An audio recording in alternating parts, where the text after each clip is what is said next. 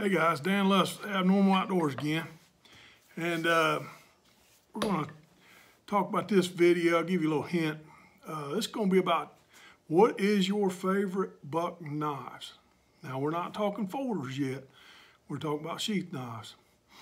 And I want to give you a heads up. I already told you what was one of them, so you've probably already seen it, which it's called the Buck 124 Frontiersman. I actually purchased this knife in 1983, the year it was made. And what about Buck is you can go back and look at their numbers. I've been polishing on this knife again, get them cleaned back up. But man, I just love the handles. It's 440 stainless, but I'm not sure. But I tell you what, this knife will hold an edge, and it'll stay sharp. And it doesn't really corrode. It tarnishes up. You can see where I've been kind of cleaning on it. But to me, just one of the most loved knives. Just the looks of it. I just love the looks of this knife. Big handle. You can see it's actually big for me, which is odd. You know. It does have a guard on it. A lot of guys are going to freak you out for a bushcraft knife. It's a guard. You know. But I don't have a problem with that. I've adapted to it. If you take your finger, wrap it around the guard, it tucks in your hand here. You see that?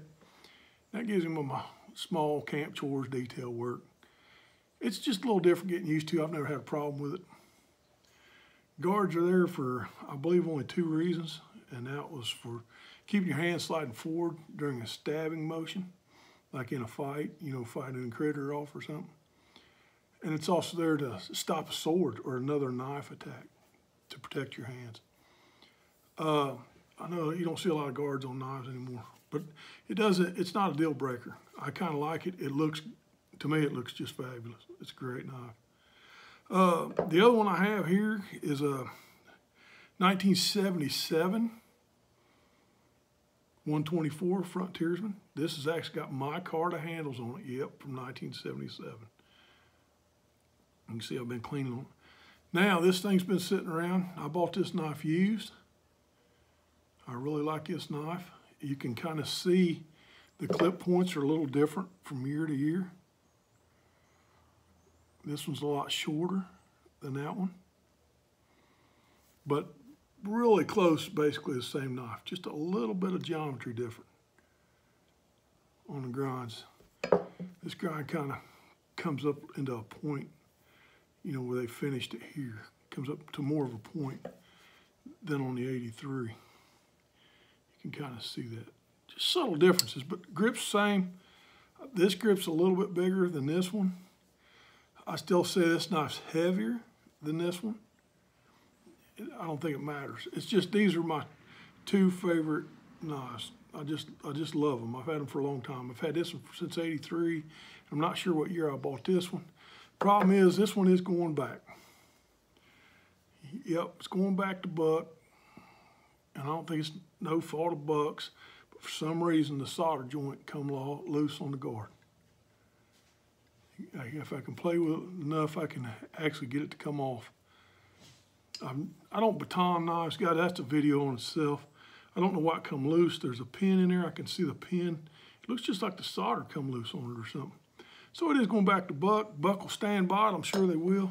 Man, they got a lifetime guarantee on knives. They told me they'll either fix it or replace it. Sentimental value to these, I don't know. But yeah, I'd just rather have them fix it. I'm sure they can fix it. My third choice on a Buck sheath knife is one my brother gave me. It's the Buck 119. It's a little smaller version. You can see it. Get my fingers out of the way. You see it's got a real high clip point on it. It's got what they call a hollow grind on it. It's a little small for me. It's a little small. Still get by. Done a lot of deer with this knife. What you're noticing on this knife is that's really buckskin. Right there. And I actually wetted that buckskin down and sewed that on probably 25 years ago or so. I received this, like I said, from my brother for Christmas. And why I did the wrap is because this high polished plastic, I don't believe this is micarta. This is something different. This thing was slick, man. I didn't like it. When I was up in the chest cavity of deer, it got real slick on me. So when I covered it with that buckskin, like I said, I took real buckskin that I made, I soaked it down, and I sewed it on. Yeah, it's ugly stitching, but it works. It was just a piece of spare buckskin I had. Makes me a lot better grip on the knife, I think. I know a lot of people's going to talk about hollow grinds, and man, they're, whoo, you know, bushcraft world, man, you know, they're not that good for bushcrafts and stuff, but they're meat slicers. You got to give the hollow grind credit. It's a meat slicer. If you got a big old chunk of bologna, this thing just slides right through it. I don't have a problem with it.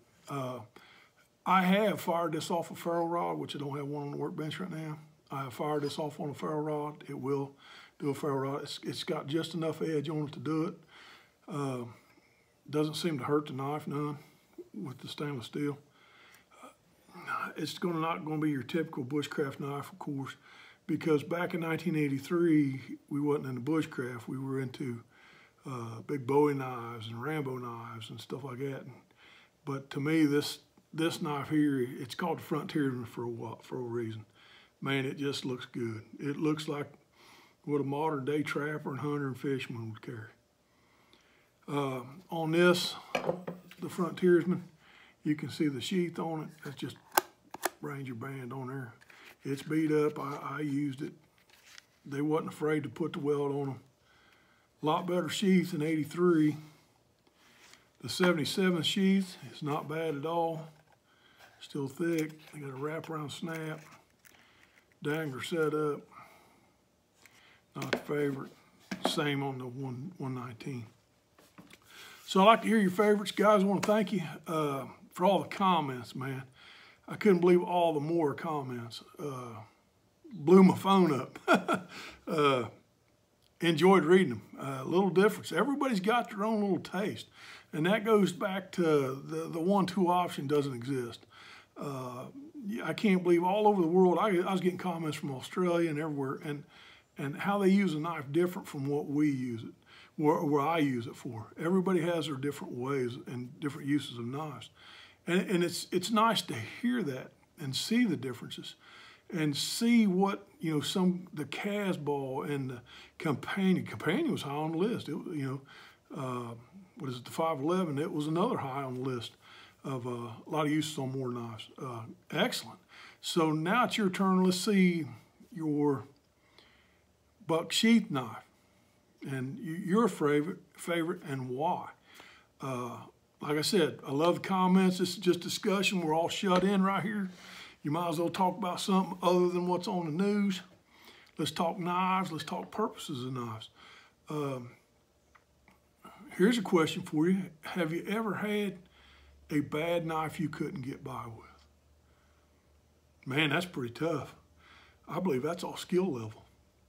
The more you skin animals, the more you fillet fish, the more you do wood carving, your skills get better.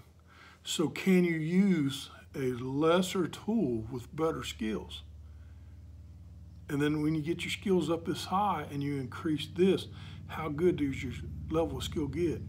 So see what I'm getting at? So have you ever used a bad knife that you totally couldn't stand, I guess what I'm asking. But, you know, here we go again. You know, like I said, buck knives. I want to try to do this once a week. I've been really busy. It's white bass season, which they're not running just yet as this video.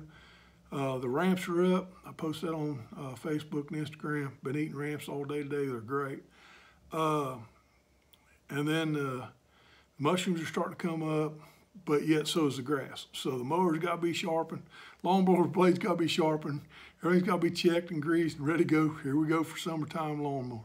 Springtime in Ohio. So I got a lot on my plate. But really enjoy this, guys. I know it's a little quick video just on the buck knives, but hit me up. Let me see what you got. You know, were they your dads? Were they your grandpas? You know, they got sentimental value. Did they work good? You know, what's the downside of them too? You know, what don't you like about them? And hopefully, maybe, I doubt it, but you know, Buck sees this video and they'll listen, and we'll go from there. So guys, like I said, appreciate everything you guys do for me. But let's keep this thing going. Thanks, guys.